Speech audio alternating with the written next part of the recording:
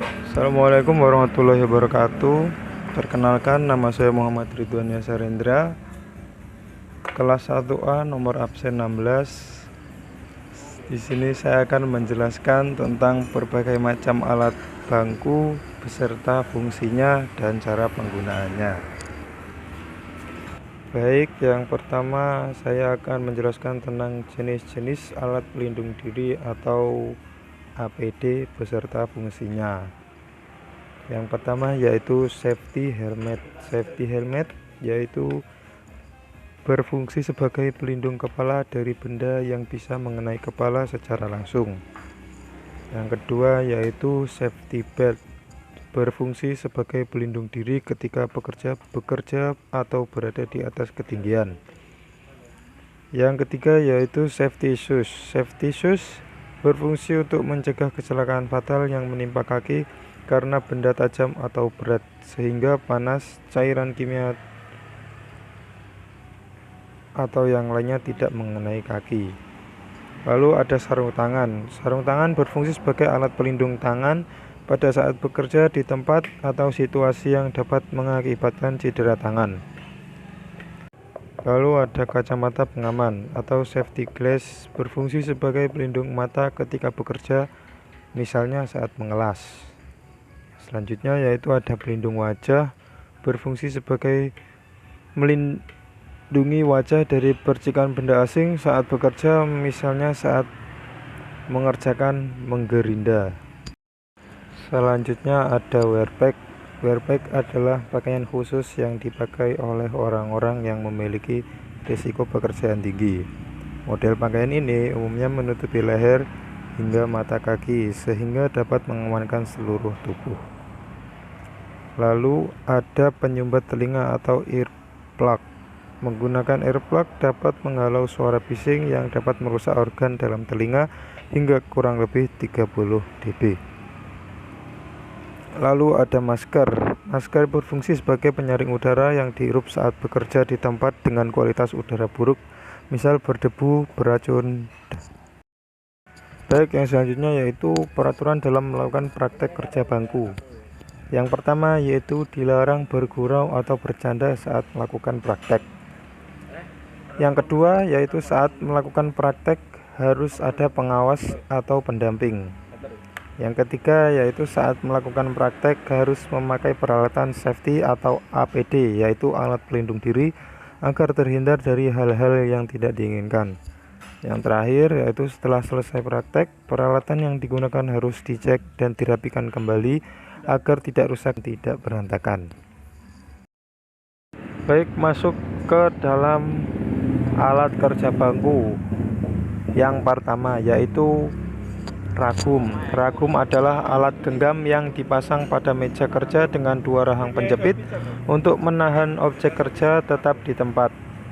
Fungsi ragum berfungsi sebagai perkakas yang digunakan untuk mencengkam objek kerja agar tidak bergeser atau terlepas ketika proses pengerjaan sedang berlangsung. Proses memotong, mengikir, dan menggerinda akan memberikan hasil kerja yang maksimal. Cara penggunaannya yaitu alat yang ingin dijepit dimasukkan ke dalam atau di antara rahang tetap dan rahang geser, lalu kita memutar skrup sampai alat tersebut bisa menjepit benda yang ingin dijepit. Baiklah, yang selanjutnya yaitu kikir. Kikir dibuat dengan bermacam-macam sesuai dengan fungsi dan kebutuhan masing-masing. Yang pertama yaitu kikir gepeng.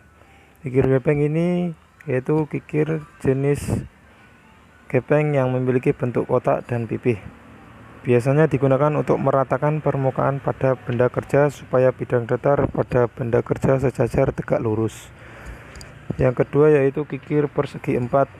Kikir persegi empat mempunyai bentuk segi empat yang digunakan untuk membuat rata dan menyiku antara bidang satu dengan bidang yang lainnya supaya permukaan benda kerja bisa dibuat berbentuk siku. Yang ketiga yaitu kikir segitiga. Bentuk kikir dari kikir jenis ini yaitu segitiga, kemudian pada ujungnya bentuk segitiganya mengecil dan mengerucut. Fungsinya yaitu untuk meratakan dan menghaluskan bidang yang berbentuk sudut 60 derajat atau lebih besar. Selanjutnya yaitu kikir pisau. Pada kikir jenis ini mempunyai bentuk seperti pisau, seperti namanya yaitu kikir pisau. Pada satu sisinya memiliki ketebalan yang pipih, sedangkan sisi lainnya memiliki ketebalan yang sedikit tebal. Kikir pisau biasa digunakan untuk menghaluskan suatu sudut 60 derajat atau lebih kecil. Yang selanjutnya yaitu kikir bulat. Kikir bulat memiliki bentuk bulat yang digunakan untuk menghaluskan permukaan dan membuat bentuk diameter suatu lubang yang bulat. Baik, yang selanjutnya yaitu sikat baja. Sikat baja biasa digunakan untuk menghilangkan karbon dan kotoran atau karat dari permukaan logam. Baik, yang selanjutnya yaitu penggores. Penggores terbuat dari bahan baja. Pada bagian tengah digurat untuk pegangan, yaitu digunakan untuk memberi goresan garis-garis gambar pada benda kerja, dan ujung penggores yang diruncingkan digunakan sebagai penanda. Baik, yang selanjutnya yaitu gergaji besi. Gergaji besi digunakan untuk memotong bermacam-macam logam campuran dan baja dengan kadar karbon rendah, yaitu logam lunak. Cara penggunaannya yaitu mengeratkan pengunci bagian depan dan bagian belakang gergaji dengan cara memutar bagian penguncinya agar mata gergaji tidak terlepas, bergoyang dan miring, supaya saat menggergaji objeknya akan tergaji dengan sempurna. Penitik merupakan suatu alat yang digunakan untuk memberikan tanda pada permukaan benda kerja sebelum pengeboran dilakukan. Dengan begitu proses pengeboran akan lurus atau tidak meleset dari tanda titik yang sudah diberikan. Fungsi penitik adalah untuk membuat sebuah tanda berupa titik pusat. Baik, yang selanjutnya yaitu kita masuk ke alat ukur.